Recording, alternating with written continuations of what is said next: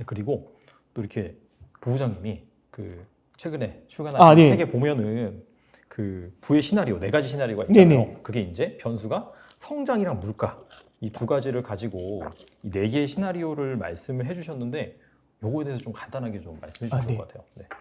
결국에는 여러 가지 시나리오들이 나올 수 있는데 저는 이제 매크로 변수 중에서 성장이라는 거하고 물가라는 걸 좀 봤어요.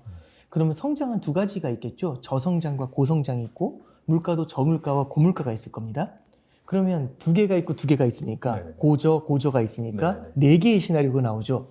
고성장 고물가, 고성장 저물가, 저성장 고물가, 저성장 저물가 이렇게 4가지 시나리오가 나올 겁니다.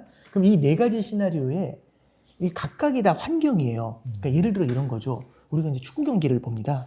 축구 경기를 볼 때 우리가 분명히 저 팀을 이길 수 있을 것 같아요. 우리가 훨씬 세거든요. 근데 갑자기 해설자가 얘기합니다. 어웨이 경기라서 조심해야 된다고.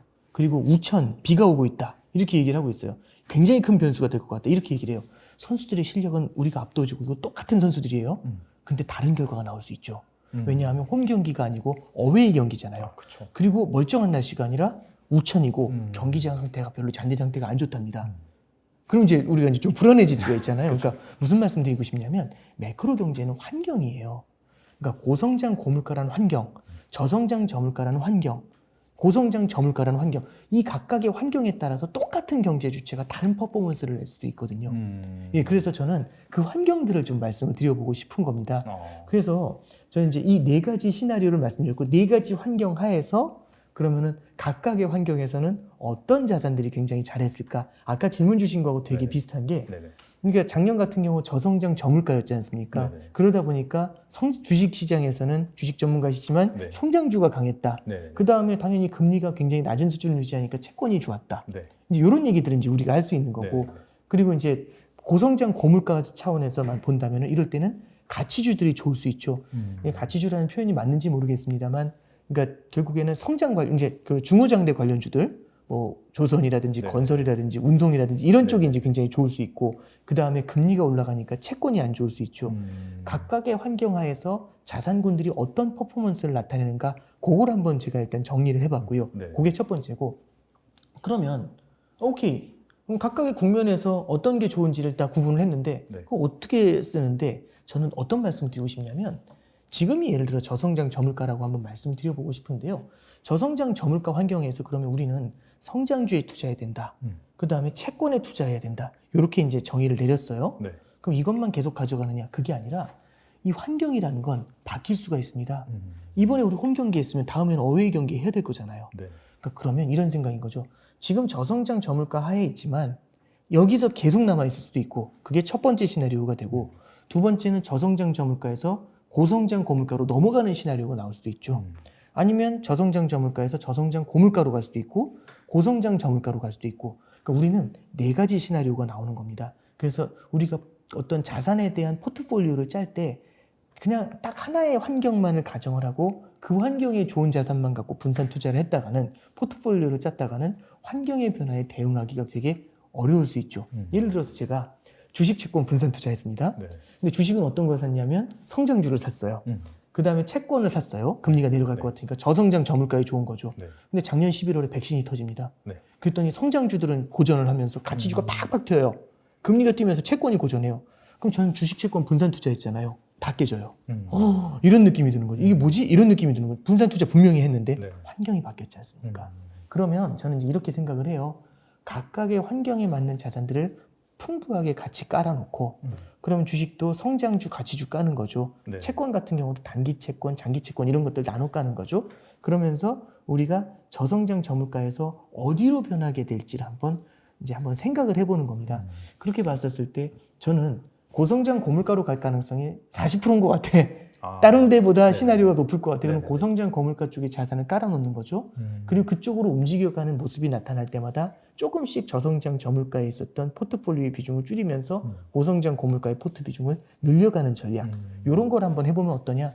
그래서 저는 약간 이 매크로 경제의 시나리오를 놓고 다이나믹하게 포트폴리오 운용을 해보시는 게 어떠냐라는 그런 이제 방법론적인 제언을 좀 해드렸던 게 이번 책에서의 이제 키가 되는 겁니다. 네. 이게 확실히 그 고성장 고물가, 뭐 저성장 저물가, 네. 그리고 이제 두 가지 변수가 두 가지 케이스가 더 있겠죠. 그게 트렌드가 뭐 테마처럼 잠깐 하고 말 건 아닌 것 같아요. 딱 네, 봐도. 맞아요. 네. 확실히 그러니까 이게 한번 이어지면은 꽤 상당 기간 이어지는 그런 경제 매크로 상황이다 보니까 확실히 그런 움직임을 포착을 하고 그 포트폴리오 비중을 좀 조절을 하면은 괜찮다라는 생각이 확실히 드네요. 네. 그러니까 저도 이제 주식은 계속 보시는 분들이 결국에는 바텀업 어프로치, 그러니까 결국에는 기업 하나하나에 대해서 굉장히 깊이 있는 분석을 해주시는 경우들이 네네. 많아요. 저도 진짜 애널리스트 분들도 그렇고 이제 주식 전문가 분들 말씀 드릴 때도 와, 굉장히 뎁스 있게 분석을 하신다. 근데 그 기업들이 환경의 변화에서는 또 전혀 다른 퍼포먼스를 낼 수도 그렇죠. 있는 거지 않습니까? 그럼 지금의 환경을 가정했었을 때 그 퍼포먼스를 보고서 우리는 프라이싱을 했지만 어쩌면 환경의 변화가 빠르게 나타났었을 때는 다른 생각을 해볼 수도 있겠죠. 그래서 저는 여러 가지 고민도 해보지만 그 중에 하나가 이 거시경제에서의 환경도 같이 감안을 하면서 접근해보면 어떠냐, 이런 조언을 드리는 겁니다. 네. 네, 아무튼 그 네 가지 시나리오잖아요. 네네. 근데 이제 그 부부장님께서 그 책에다가 네. 이 중에서 그래도 나는 이쪽으로 갈 것 같다라고 이제 말씀하신 네네. 부분이 있어요. 그래서 그 부분이 바로 고성장 고물가입니다. 그렇죠? 네.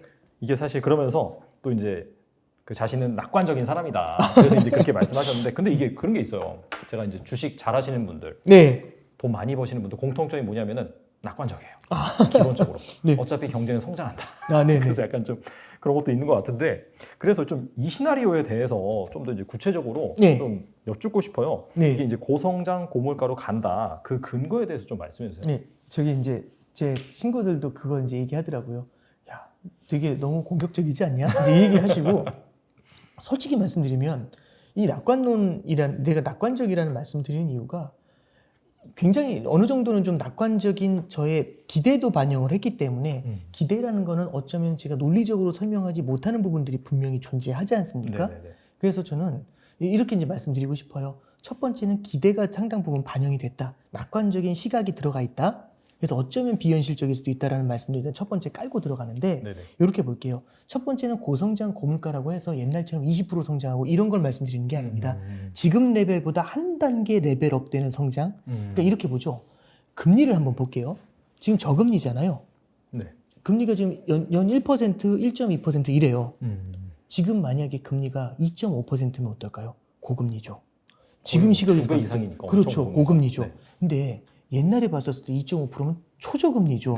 그러니까 이제 말씀드리고 싶은 거는 네. 고성장 고물가라고 할 때 옛날 같은 그런 형태의 고성장 고물가를 생각하는 게 아니라 지금의 상황에서 레벨업된 거다라는 걸 일단 첫 번째 깔고 네네네. 가고, 두 번째는 이 고성장 고물가라는 거는 지금의 저성장 저물가에 고착화돼서 이렇게 딱 이게 완전히 고착화돼서 붙어버린 거죠. 여기서 이제 빠져나오는 이제 그런 시나리오를 생각하는 겁니다. 그러니까 저도 실물 경제의 회복이 좀 나와주고 전 세계 경제가 좀 성장하는 모습이 나와줘야 된다라는 그런 기대도 같이 갖고 있어요. 네.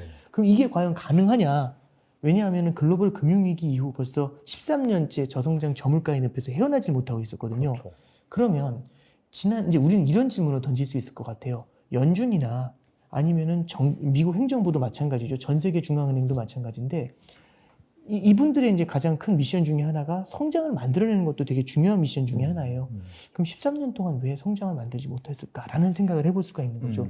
근데 그분들도 당연히 고민을 했겠죠. 그래서 양적 완화도 해보고 재정 정책도 써보고 쓸 때마다 고성장, 저성장 저물가에서 한 번씩 욱 하고 올라오려고 해요. 근데 욱 하고 올라오면은 물가가 오를 것 같아. 과열이 될 것 같아. 자, 이제 그만 긴축. 툭. 우하고 올라오면 또 긴축, 우하고 올라오면 긴축. 이제 이런 행동들을 이제 계속해서 이제 반복해 왔던 거죠. 그래서 연준 위원들도 특히 이제 미국에서 금리를 올렸었던 때가 언제냐면 금융위기 이후에 이제 실물 경제가 좋아졌던 게 14년부터 좋아지기 시작을 해요. 네. 그래서 15년도 12월에 금리를 인상하기 시작을 하거든요. 그래서 처음에는 아주 살짝 올렸습니다. 1년에 한 번 올렸어요. 15년도에 기준금리 한 번 올리고 16년도에 금리 한 번 올렸어요. 그리고 17년도에 보니까 괜찮거든요. 네네. 3번 올렸어요. 근데 3번 올렸는데도 견뎌요, 시장이. 그랬더니 2018년도에 4번 올렸습니다. 그랬더니 시장이 박살나는 거죠. 그러면서 19년도에 금리를 3번을 내려야 됐어요. 실물 경제가 안 좋아지니까 너무 급격하게 둔화가 되니까. 그걸 바라보면서 연준 위원 중에 한 명이 블라드라는 분이 있어요. 네. 그 제임스 블라드라는 분이 뭐라고 말씀을 하시냐면 18년도 5월 달부터 추가로 금리 인상한 거는 실수였다라는 얘기를 해요. 그러니까 보면 지난 13년 동안 우리는 저성장 저물가의 늪에 계속 있었던 게 아니라 올라오다 떨어지고 이걸 반복했던 거는 수차례 이제 실수가 있었다라고 이제 얘기를 하는 거죠. 그러면 이런 실수에서 벗어나기 위해서 이제 우리는 뭘 고민해야 되냐면은 연준에서 얘기를 하는 것 중에 하나가 고압 경제라는 얘기를 합니다. 이 고압 경제라는 건 이런 거예요. 굉장히 오랫동안 이격 현상이라고 하는데 사람들이 굉장히 오랫동안 저성장 저물가의 늪에서 불확실한 그 성장 속에서 머물다 보면 아 이게 성장이라는 건 어려울 것 같아. 물가 안 올라. 성장 안 나와. 금리 계속 내려. 이런 이제 비관론이 되게 힘을 얻게 되거든요. 그러면 투자를 잘 안 하려고 해요. 무언가 하나 투자했다가 망할 수 있잖아요. 그럼 참 봅니다. 예를 들어서 제가 이 샤프를 갖다가 생산하는 생산업자예요. 근데 이 샤프를 생산하려고 해서 보니까 이게 라인이 하나 이제 생산하고 있습니다. 근데 이게 드라마에 나온 거죠. 드라마에서 제일 잘생긴 남자 배우가 이 샤프를 막 쓰는 거예요. 그랬더니 이 샤프의 수요가 100배가 뛴 겁니다. 막 난리가 났어요. 다 이 샤프만 찾아요. 그러니까 난리가 나서 막 다 줄을 서서 이 샤프만 살려고 하는 거죠. 그래서 이제 저한테 전화를 주신 거죠. 빨리 생산 라인 늘리라고. 최소 10배는 늘려야 된다고. 그래서 제가 팔랑귀라서 근데 막 저 생산 라인 알아보려고 하는데 전화가 온 겁니다. 왜 계속 누르냐고. 아니 저 지금 빨리 생산 라인 늘려야 된다는데 그 드라마 다음 주에 끝나요. 이러는 거죠. 그러면 저는 이제 생각이 복잡해지겠죠. 어떡하지? 근데 보니까 아니 지난 10년을 보시라고. 좋아졌다. 좋을만 하면 좋아지고 좋을만 하면 안 좋아지고 겪어보셨잖냐고. 10배씩 늘려야겠어요? 제가 봤을 땐 2배만 늘려도 감지덕진데 뭐 이렇게 얘기하는 거죠. 그럼 이 팔랑귀는 어떻게 반응할까요? 그런가요? 뭐 이런 거죠. 그러니까 예를 들어서 신차가 나왔습니다. 너무 인기가 많아요. 막 예약 판매 줄 서 있어요. 생산 라인 늘려야 될까요? 모르죠. 왜냐하면 실제 수요가 그만큼 좋은 건지 신차 효과인지 모르잖아요. 생산 라인 함부로 늘리는 게 어렵죠. 굉장히 고민이 많이 될 겁니다. 자 그러면 언제 생산 라인을 늘릴 수 있냐면 이 샤프를 갖다가 다음 주에 드라마가 끝났어요. 근데 드라마가 끝났는데 1년이 지나도록 다들 이 샤프만 찾아요. 이 샤프에 대한 인기는 줄어들지 않을 것 같아요. 그럼 이제 말씀해 주시는 거죠. 뭐 하신 거냐고 지난 1년 동안. 분명히 제가 10배 늘리라고 얘기했는데 떼돈 벌었을 텐데 뭐 하는 거냐고 얘기하는 거죠. 그럼 이제 제가 죄송합니다 하면서 이제 생산 라인 늘려야겠죠. 이게 무슨 얘기냐면 결국에는 경기 부양을 통해 가지고 초과 수요를 만들어내는 그런 경기 부양을 많이 해요. 근데 그냥 초과 수요가 중요한 게 아니라 만성적인 초과 수요가 중요하다라고 얘기하는 게 연준에서 얘기하는 고압 경제라는 단어입니다. 그래서 이번에 이제 경기 부양책을 쓰면서도 굉장히 천천히 가겠다라고 얘기하는 건 경기 부양의 수혜를 좀 오랫동안 만들어내겠다라는 연준의 의지가 그리고 미국 행정부의 의지가 이제 같이 좀 반영이 된 부분들이 있습니다. 그럼 이런 것들은 이제 과거의 실패를 통해 배웠으니까 과거보다는 조금 더 강한 부양책을 쓰게 될 것 같고요. 그거는 언젠가는 물론 단기로 올라온다는 게 아니라 언젠가는 좀 중장기적인 미래 관점에서 저성장 저물가의 늪에서 한번 빠져나오게 되는 그런 계기가 되지 않을까.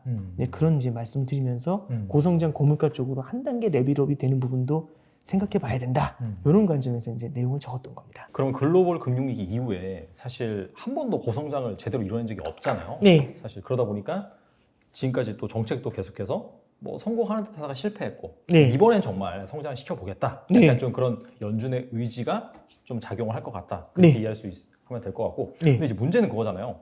뭐 미국 같은 경우에는 막 그렇게 살아나요. 네. 근데 이게 뭐 아시다시피 글로벌 지금 뭐 크로스보더 커머스 다 하고 교육도 뭐 활발하게 일어나고 사실 미국 혼자만 그렇게 막 잘 나가봤자 네. 다른 국가가 받쳐주지 않으면 맞아요. 의미가 별로 없잖아요. 예. 근데 그렇다면은 다른 나라 같은 경우에는 뭐 그 성장을 받쳐주기 위한 그런 네. 뭐 재료, 그런 네. 모멘텀 그런 게 있을까요? 저는 이제 되게 중요한 질문을 좀 해주셨는데 네. 미국 혼자 성장해가지고는 답이 안 나와요. 결국에는 비행기가 2개의 엔진으로 날아야 됩니다. 결국엔 하나는 미국이라는 엔진과 미국 이외 국가들이라는 엔진 2가지로 날아야 돼요.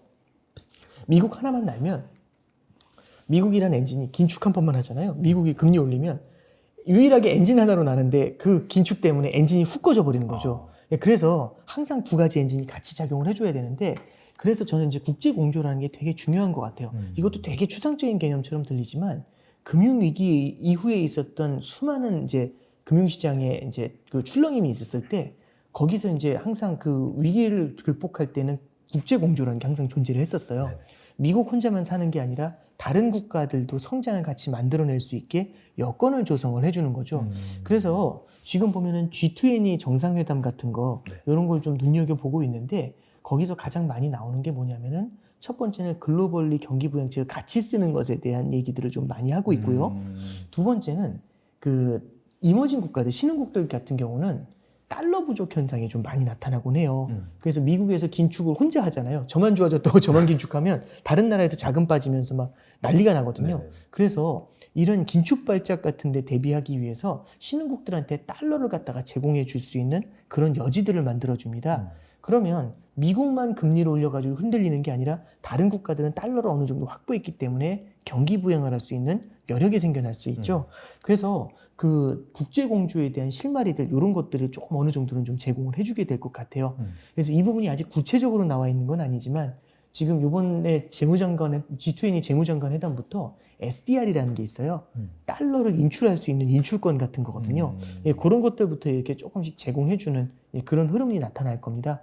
그래서 그런 것들을 봤었을 때 저는 그 말씀드렸던 것처럼 미국의 고압 경제와 그 다음에 다른 이제 미국 이외 국가들의 성장세들 이런 것들이 이제 뒷받침되면서 이제 한 단계 레벨업된 성장으로 전환이 가능하지 않을까 그런 말씀 좀 드려봅니다. 네. 말씀 들어보니까 참 그 바이든이 대통령이 된 게 다행인 것 같네요. 어떻게 보면.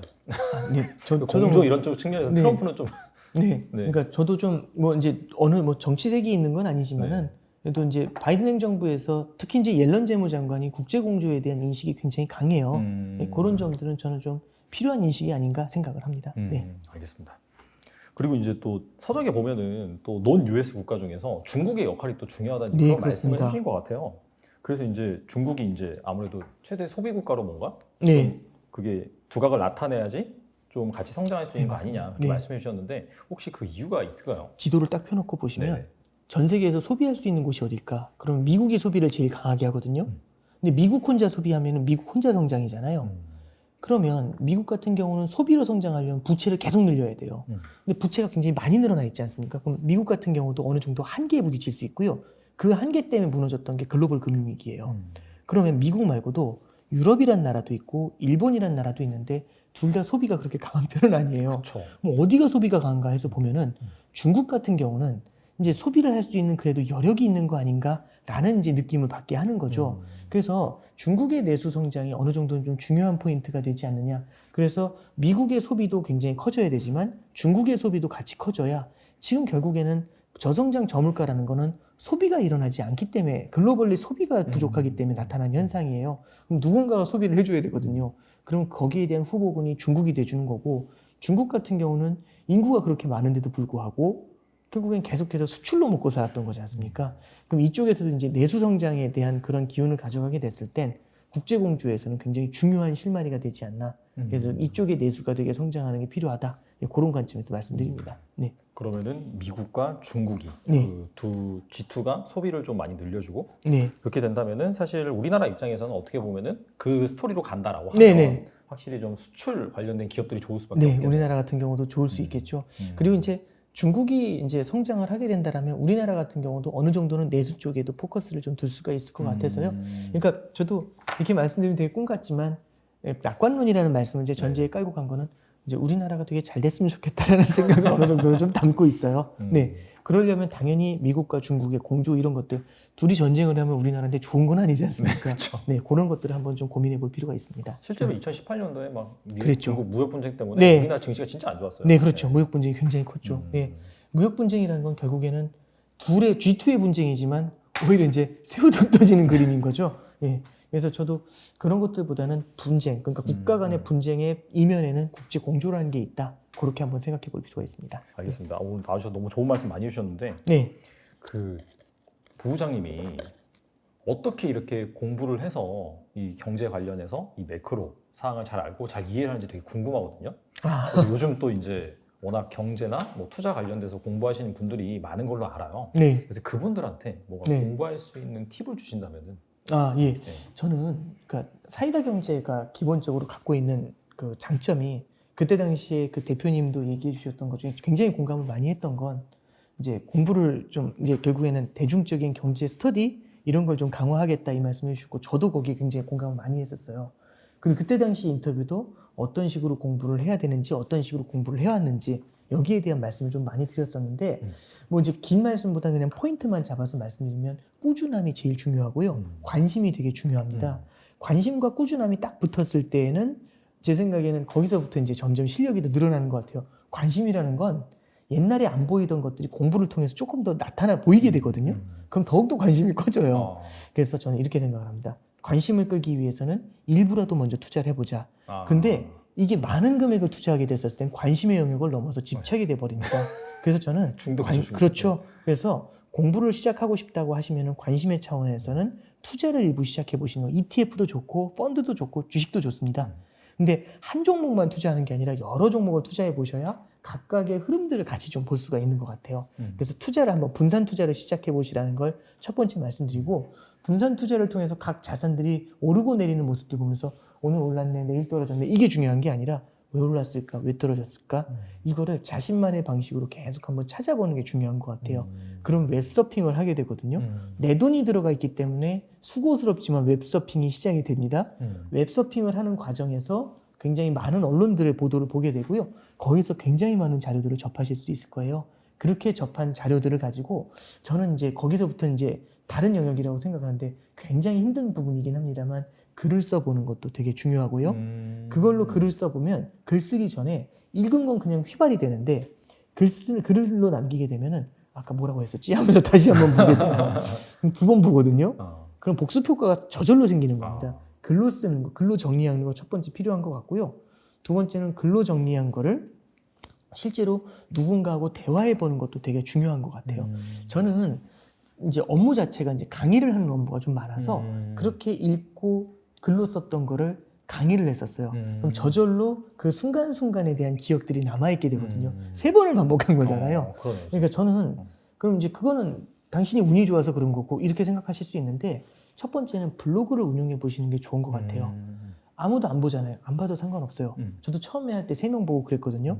그게 중요한 게 아니라 블로그를 운영하면서 점점 10명이 됐을 때 그 짜릿함이라는 게 있어요. 100명이 보면 너무 행복해요. 우와, 앞에 이 100명이라는 사람이 내 글을 읽어준다고? 엄청난 일이거든요. 너무 행복한 일인 것 같아요. 근데 그렇게 되면 될수록 더욱더 힘을 내서 열심히 하게 됩니다.